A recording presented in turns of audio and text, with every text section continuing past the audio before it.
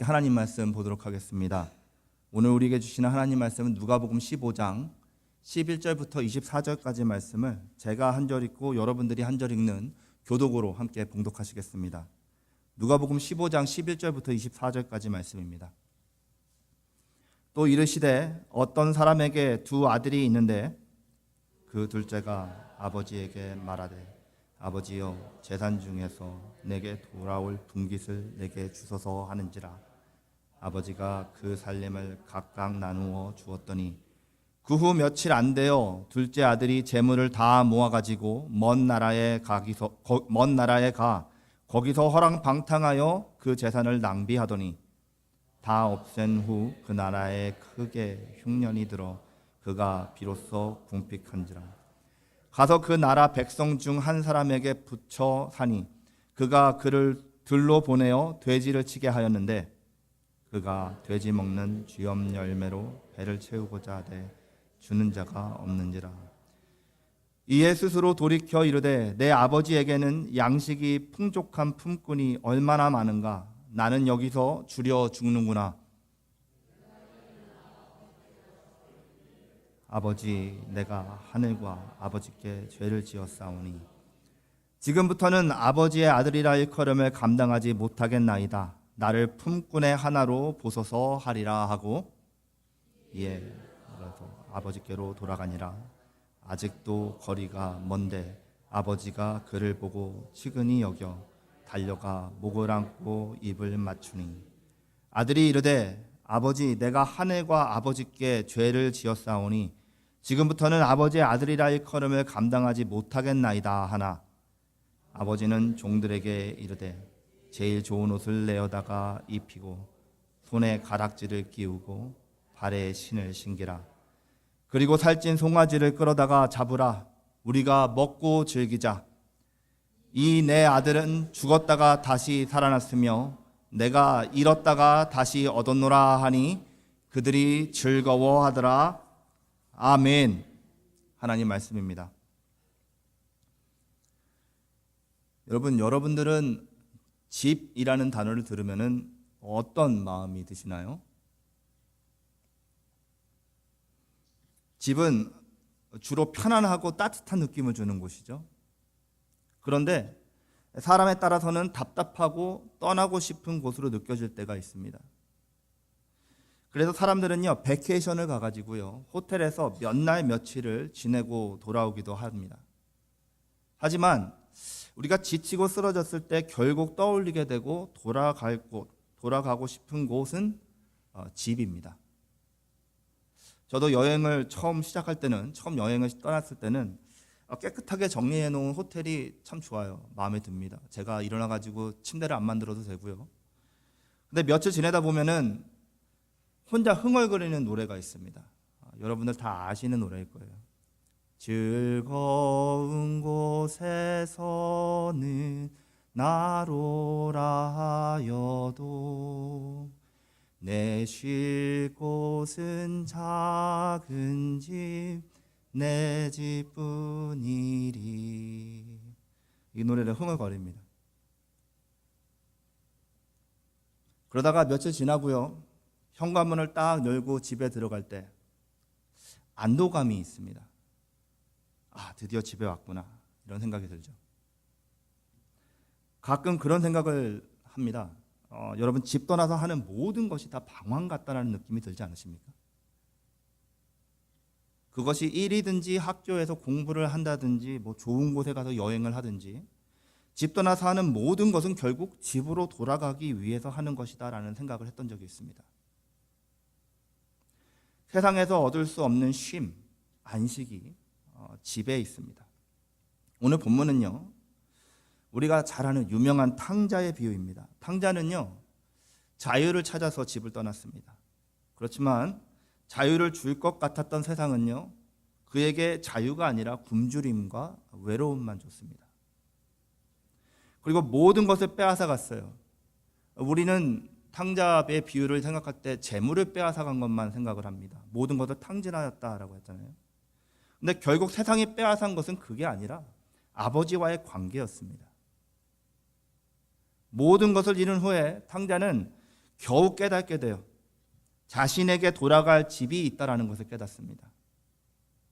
나를 기다리시는 아버지가 계신 곳, 그곳이 있다라는 사실을 깨달아요.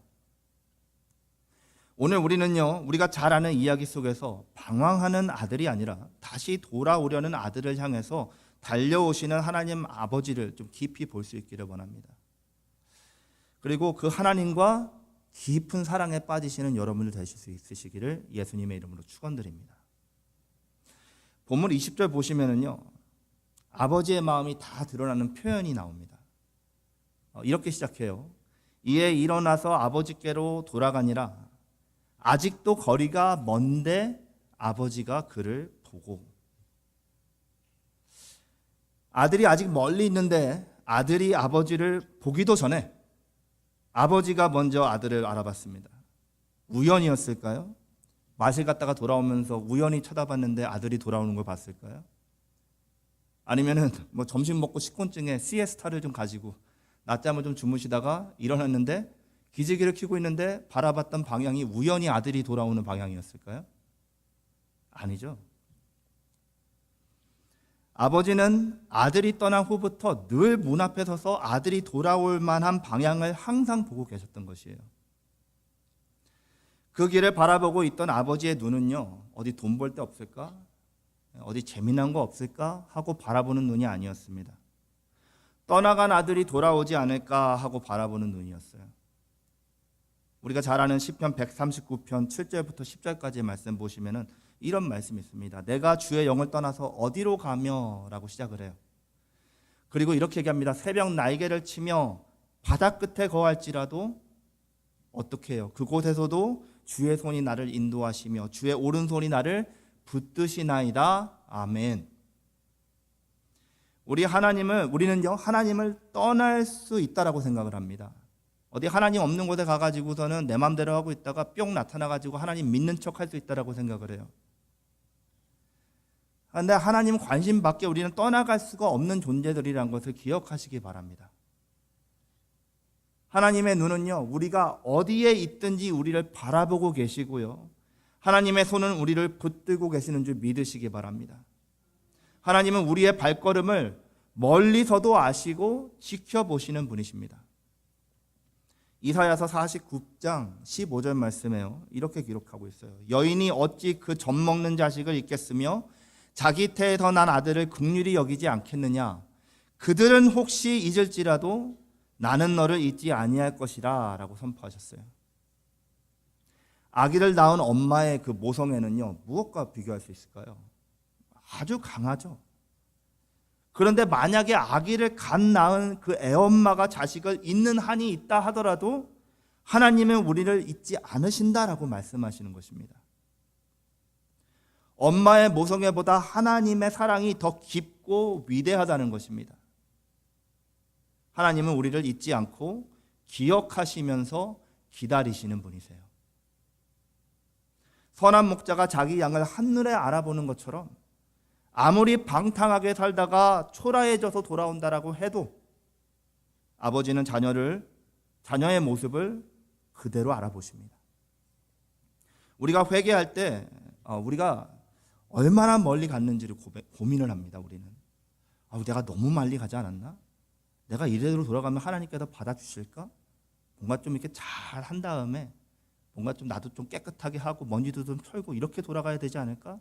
라는 생각을 해요. 그런데요, 하나님께서는 우리가 얼마나 멀리 갔는지를 묻지 않으십니다. 돌아섰는지를 물어보세요. 하나님의 관심은요, 내가 돌아섰느냐, 다시 집으로 오고 있는 길이냐, 이것입니다. 여러분 기억하시기 바라요. 우리는 죄를 질 때마다 멀리 데려갑니다. 죄는 우리를 멀리 데려갑니다.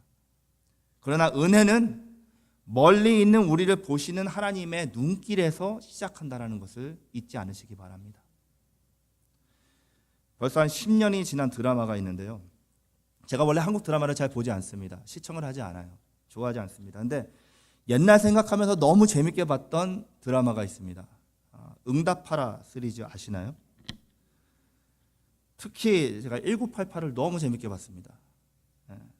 제가 그때쯤 미국에 왔거든요. 그래가지고 이민을 와가지고 제가 가진 모든 한국에 대한 기억이 그 드라마의 배경이었어요. 물론 뭐 연기를 한 배우들이 했던 그 역할들은 저보다 한 5살 많은 사람들입니다. 그런데 그때 이민을 왔기 때문에 제가 가지고 있던 한국에 대한 기억은 다 그때 기억입니다.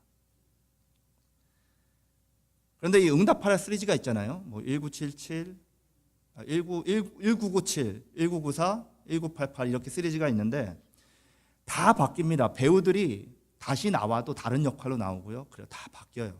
근데 부모 역할을 맡은 배우들만 바뀌지 않습니다. 제가 보기에는 캐릭터도 똑같아요. 똑같은 사투리 쓰고요. 세월이 흘러도 부모의 마음은 바뀌지 않는다라는 것을 보여주기 위한 그런 장치였던 것 같아요. 저는 그 드라마에 나오는 아버지 캐릭터 역할을 맡은 성동일 씨 연기가 너무 재밌고 좋더라고요. 그 딸하고 케미가 아주 재밌습니다. 근데 1988을 보면서 이런 장면이 나왔어요. 드라마 주인공이 둘째 딸 덕선이라는 주인공 역할인데, 이 덕선이가 고등학교에서 이제 졸업해가지고 성인이 돼가지고요 스튜어디스가 됐습니다. 밤 늦게 집에 오는 일들이 많아졌어요. 하루는 또 밤에 늦게 오는데 그날은 또 동료들하고 같이 술도 조금 마시고 캐리어를 끌면서 비틀비틀 밤늦게 집으로 오고 있었습니다. 근데 아버지가 문 밖에 서 있다가 딸을 보고 이렇게 얘기합니다. 제가 그 대사를 다 치지 못합니다. 욕이 조금 막혀있기 때문에. 예. 그런데 이런 식으로 얘기를 해요. 너 어디서 뭐 하다가 이제 오는 거냐라고 소리를 지릅니다. 여러분, 만약에 미국 사람이 이 장면을 봤다면 분명히 딸이 늦게 들어와가지고 아빠가 몹시 화가 났다라고 생각했을 것입니다. 그런데 우리 한국 사람들, 특히 80, 90년대 자녀였던 분들이나 아니면 아버지였던 분들은 아시죠? 겉으로는 화를 내고 있는 말 같은데 사실 그 속에는요 아버지의 걱정과 사랑이 다 들어가 있는 거죠. 그걸 못 읽으면 철이 없는 거고 그걸 읽을 수 있으면 철이 든 거죠. 어떻게 하나요? 그 늦은 밤까지 다음날 일찍 일어나서 일을 가야 함에도 불구하고 문 밖에서 딸을 기다리고 있었잖아요. 그리고 멀리서 걸어오는 딸의 실루엣만 봐도 딸인 것을 알았잖아요. 여러분, 아버지의 진짜 마음이 어떤 것이죠? 늦게 들어왔으니까는 이 녀석 한번 혼나봐라, 이런 마음이었을까요? 아니죠. 드디어 돌아왔구나, 무사히 돌아왔어, 다행이다, 이 마음이었을 것입니다. 아버지의 진짜 마음이 이런 것이죠. 하나님도 우리를 그렇게 기다리고 계십니다. 여러분, 멀리 있어도 지쳐서 비틀거려도 더럽혀져 있어도 하나님은 한 번에 우리를 알아보십니다. 우리는 그 집, 그분이 기다리고 계시는 그 집으로 언제든지 돌아갈 수 있는 그분의 자녀라는 것을 기억하시기 바랍니다. 오늘 본문 20절에 이어서 보시면은요 이렇게 나옵니다. 아버지가 그를 보고 치근히 여겨서 달려가서 목을 안고 입을 맞추니라고 합니다.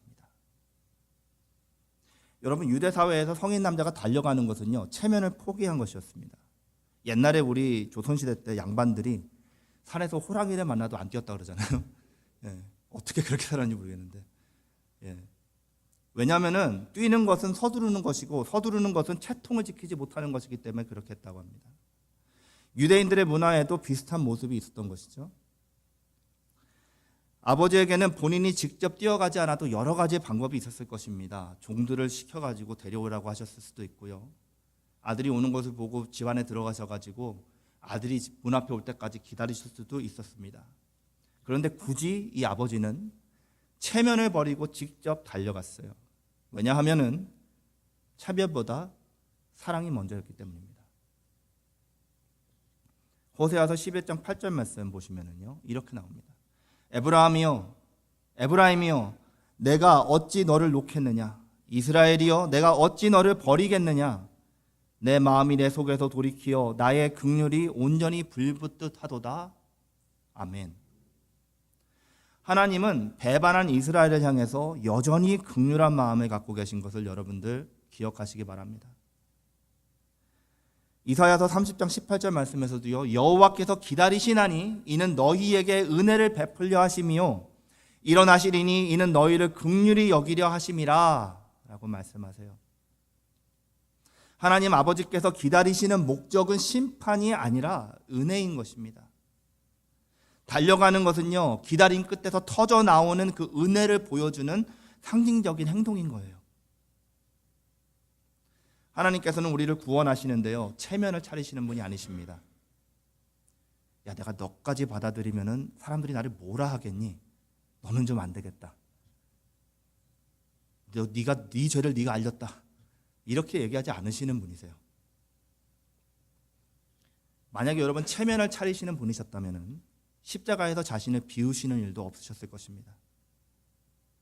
십자가에서 보여주신 사랑은요, 그저 아버지의 감정적인 행동만이 아니라 하나님의 자기 비우심, 이게 신학적인 용어로 케노시스라고 하거든요. 하나님의 자기 비우심을 나타내는 거예요. 아버지가 세상의 체면과 문화적인 규칙과 위신을 다 내려놓고 돌아오는 아들을 향해서 뛰어가는 그 모습에서 우리 성자 하나님 예수님께서 자기를 비우시고 낮아지셔서 죽기까지 복종하심으로 우리를 구원하신 그 사랑을 볼 수 있는 것입니다. 하나님의 사랑은요, 세상이 만들어 놓은 모든 벽들을 허무시면서 우리에게 달려오시는 사랑이신 것을 믿으시기 바랍니다. 여러분, 하나님은 우리가 회개하고 돌아올 때 책망할 명분보다는 먼저 사랑할 이유를 찾으시는 분이세요. 하나님에게는 체면보다 사랑이 먼저인 것입니다. 우리가 너무 멀리 와서 돌이킬 수 없다라고 생각할 때 우리 아버지는 그때도 문 밖에서 기다리고 계시는다는 것을 기억하시기 바라요. 돌아서는 우리를 보시면서 달려오시는 분이시라는 것을 기억하시기 바랍니다. 여러분, 가출한 자녀가 진정으로 회개하고 돌아왔어요. 그런데 부모의 말이 지발로 지가 나가놓고 어디 감히 돌아와? 너 나가. 이렇게 얘기한다면 부모 얘기를 더 이상 포기한 거죠. 우리는 종종 이렇게 생각합니다. 내가 이렇게 망가진 모습으로 돌아가면 하나님이 나를 혼내시겠지. 나를 책망하시겠지. 이렇게 생각합니다. 그런데요, 본문은 분명히 말씀하십니다. 아버지는 책망보다 달려오십니다. 꾸중보다는요, 먼저 품어주십니다. 혹시 죄책감 때문에 하나님께 다가가는 것을 주저하고 계시다면 여러분들 기억하시기 바랍니다. 하나님은 체면보다 사랑을 먼저 선택하시는 분이십니다. 우리의 잘못을 들추는 것보다 우리를 먼저 끌어안아 주시는 분이신 것을 믿으시기 바랍니다. 그러니 일단 여러분, 돌아오세요. 돌아오세요. 아버지의 집 문은 항상 열려 있고요. 우리 아버지는 항상 그 앞에서 우리를 기다리고 계십니다. 심리도 못 가가지고 발병 나서 돌아오는 딸들도 기다려주시고요. 배 타고 비행기 타고 멀리 떠나가서 돌아갈 수나 있을까라고 생각하면서 돌이키는 아들도 맞아주십니다. 돌아서기만 하면 아버지께서 먼저 달려오세요. 이 진리를 여러분들 믿으시기 바랍니다. 탕자가 돌아오는 것을 보고요, 뛰어서 마중 나간 아버지는요, 돌아온 아들을 위해서 잔치를 엽니다. 탕자가 아버지에게 내 죄가 너무 커서 아들이라고 불리는 것을 감당하지 못하겠다. 이거를 리허설을 하면서 와요. 이렇게 얘기해야지 아빠 만나면. 그리고 그렇게 얘기합니다. 근데 채 말이 끝나기도 전에 아버지께서 막으세요. 여러분, 이 탕자의 이 고백이요, 그냥 고백한 거라고 생각하지 마십시오. 죄책감 속에서 처절한 절망을 경험하고 아주 부끄러운 가운데서 나오는 고백이었습니다. 내가 이렇게 불쌍하게 가면 아버지도 못 이기는 척 받아주시겠지 하는 계획적인 멘트가 아니었어요. 탕자는요, 돼지 먹는 쥐엄 열매도 먹을 수 없는 상태에서 아버지의 종들은 먹을 것이 넘친다는 것을 알았습니다. 그래서 정말로 다시 아들로 받아달라고 하는 염치는 없고 아버지의 종이라도 되면은 굶어 죽진 않겠다라는 생각으로 정말로 종살이 하려고 염치불구하고 돌아왔던 거예요. 그런데 아버지의 반응은요, 탕자가 전혀 예상하지 못한 것이었습니다. 우리가 탕자 비유를 너무 많이 읽어가지고 다음 얘기를 알잖아요. 하나님은 사랑이시라는 말씀을 알잖아요. 그래서 너무 당연하게 이 이야기가 전개되는 것을 받아들이지만은요, 1세기 당시에는 이 아버지 캐릭터는요, 혁명적인 캐릭터입니다. 율법대로 한다면은요, 이 탕자는요, 마을에 발을 들여놓는 순간 부모에게 불효한 것으로 아버지가 원한다면은 마을 중앙에다 모아놓고서는 마을 사람들이 돌로 쳐 죽여도 할 말이 없는 사람이었습니다. 그것이 법이었어요, 당시에. 요즘에도 이런 패러나는 없을 거예요. 당시의 문화에서 탕자가 한 이 언행은요, 있을 수 없는 일입니다. 여러분, 아버지가 돌아가시기도 전에 유산을 달라고 했어요. 무슨 뜻이냐면 아버지 빨리 죽으세요라는 말과 똑같습니다. 유산을 주니까는 바로 가지고 떠났습니다. 무슨 뜻이에요? 나에게 아버지는 죽은 사람이다라는 뜻입니다. 아들이 아버지 재산으로 비즈니스 하다가 말아먹은 이야기가 아니에요, 여러분. 지금 아들은 설마 아들인데 죽이시게 하겠어? 라는 마음으로 돌아온 것이 아니라 죽이셔도 할 말이 없는 상황에서 철저하게 아버지의 자비하심만 바라보고 돌아왔던 것입니다. 지금 잘 돼야 아버지 집에서 종살이 해야 되는 거고, 그것으로 연명해야 되는 거고, 잘못되면 법대로 죽음이었는데, 아버지께서 탕자나 집안 사람들이나 이웃 사람들이 예상하지 못한 반응을 보이신 거예요. 이 탕자의 비유를 딱 얘기했을 때 당시 1세기에 예수님의 비유를 듣고 있는 사람들은 오 마이 깜짝 놀랐을 것입니다. 22절부터 24절까지의 말씀은요, 아버지가 종들에게 잔치를 준비하라고 명령하시는 장면이 나옵니다. 가장 먼저 뭐라 그래요? 제일 좋은 옷을 가져오게 합니다. 여러분 생각해 보세요. 그 집에서 가장 좋은 옷은 누구의 옷일까요? 아버지 옷입니다. 아버지 옷. 당연히. 무슨 의미죠? 아버지의 자녀라는 정체성을 되찾아 주시는 것입니다. 그리고 손에 가락지를 끼웠다고 해요. 당시에 남자들이 끼는 반지는요, 액세서리용이 아니었습니다. 도장이었어요. 정체성을 회복하시니까는 자녀로서의 권세도 회복해 주는 것입니다. 발에 신을 신기라고 하는데요, 지나온 과거를 더 이상 묻지 않고 하나님께서 덮어주시는 것입니다. 이렇게 아들은요, 이전에 방탕하게 살던 반항의 삶에서 회개하고 돌아옴으로 말미암아 자녀의 정체성을 회복받아서 다시 집으로 들어오게 되는 것입니다. 그리고 회복의 잔치, 부활의 잔치가 시작돼요. 24절에서 아버지가 종들에게 잔치의 이유를 이렇게 말합니다. 이 내 아들은 죽었다가 다시 살아났으며 내가 잃었다가 다시 얻었노라. 아멘. 여기서 거듭남과 부활의 주제가 나오죠. 이 잔치는요, 잃어버린 영혼이 주님께로 돌아올 때 천국에서 열리는 천국 잔치를 상징하는 것입니다. 우리는 이 비유를 읽을 때 탕자의 입장에서 모든 것을 생각하는 경향이 있어요. 왜냐하면 내가 탕자니까. 내가 탕녀고. 하나님께서 나를 이렇게 사랑해 주셨구나. 너무 감사하다. 이렇게 끝납니다. 그래서 이날 탕자가 얼마나 기뻤을지 이 구원의 기쁨에 집중해가지고 이야기를 전개하고 또 말씀을 듣습니다. 메시지를 받고요. 그런데요, 이날 제일 기뻤던 존재가 누구였을까요? 아들이 이제 살았다 기뻐했을까요?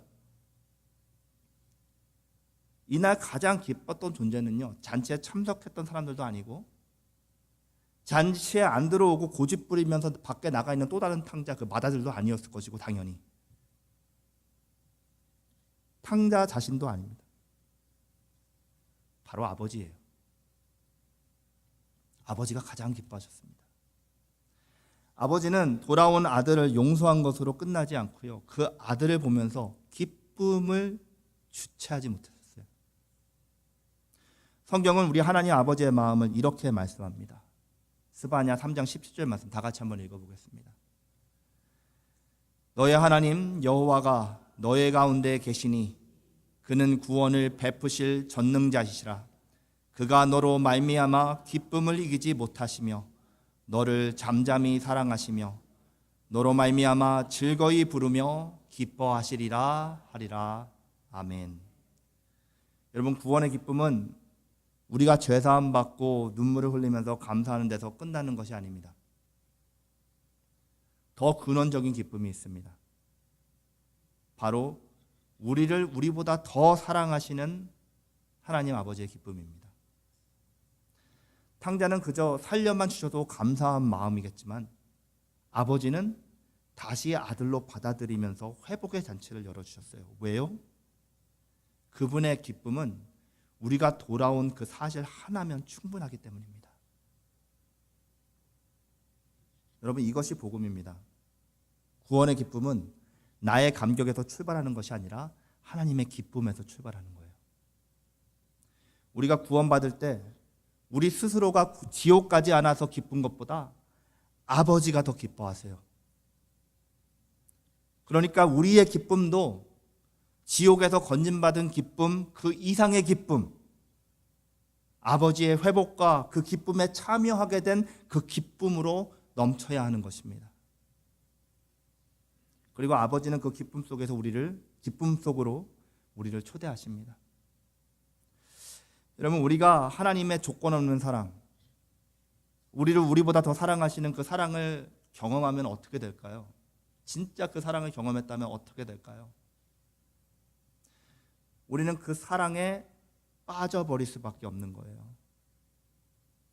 His grace is irresistible. 하나님을 사랑하지 않을 수 없는 것입니다. 우리의 회복은 하나님의 명령 때문이 아니라 하나님의 기쁨 때문이에요.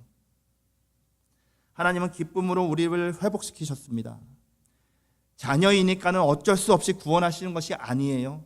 우리를 구원하시는 것이 하나님의 기쁨이기 때문에 우리를 구원하시는 것입니다. 우리들 스스로도 가끔 우리 스스로를 사랑하기가 참 어려울 때가 있죠. 내가 이런 존재인가? 하면서 스스로에게서 굉장히 낙담해 보지 않은 사람은 신앙을 점검해 보셔야 합니다.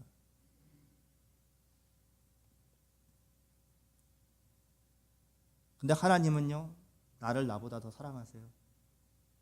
내가 실패하고 넘어졌을 때 하나님은 나를 꾸짖으시는 것으로 끝내지 않으십니다.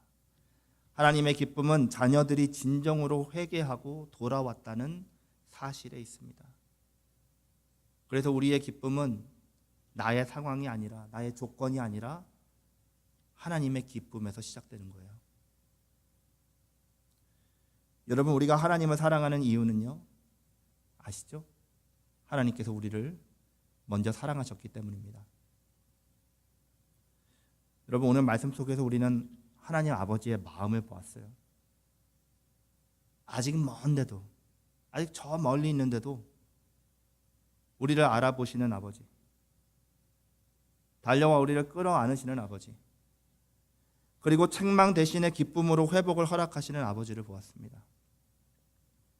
하나님은 단순히 우리를 용서해 주시는 분이 아니라 우리 때문에 기쁨을 이기지 못하시는 아버지이십니다. 우리의 구원은 우리의 감격으로만 끝나지 않고 구원의 시작도 결국 하나님의 기쁨과 사랑에서 시작합니다. 여러분, 성도의 삶이란 무엇일까요? 신앙생활이 무엇일까요? 죄 용서받은 사람으로 적당하게 살아가는 것이 아니라 아버지의 기쁨 속에 살아가는 것입니다. 우리는 하나님이 나를 사랑하신다는 사실 때문에 찬양하게 되는 것이고요. 그 사랑에 붙잡혀서 회개하게 되고요. 결국 그 사랑에 매료되어서 하나님과 더 깊이 사랑에 빠질 수밖에 없게 되는 것입니다. 여러분, 사랑은요, 사랑으로만 응답할 수 있습니다. 우리가 하나님을 사랑하는 것은 요한일서 4장 19절 말씀처럼 하나님께서 우리를 먼저 사랑하셨기 때문입니다. 오늘 우리의 신앙이 종교 생활이 아니라 어떤 습관적인 모임에 왔다 갔다 하는, 어디에 그냥 속해 있는, 그게 아니라 살아계신 하나님과의 깊은 사랑의 이야기가 될 수 있기를 바랍니다. 오늘도 나를 향해서 달려오시는 아버지의 사랑에 여러분들 깊이 감동받으시고 사로잡히시기 바랍니다. 하나님의 기쁨 안에 머무르시면서 하나님과 사랑에 빠진 사람으로 하나님을 더 알고 더 하나님을 사랑하면서 주님과 함께 더불어 살아가는 여러분들 될 수 있기를 예수님의 이름으로 축원드립니다. 함께 기도하시겠습니다.